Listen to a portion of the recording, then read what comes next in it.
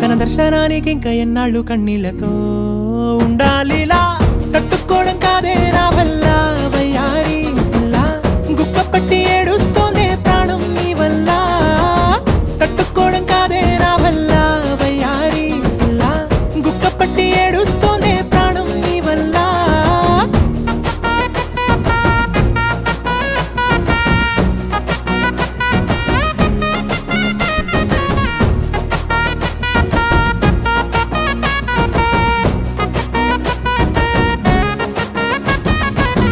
ఇష్టమైంది లాగేసుకుంటే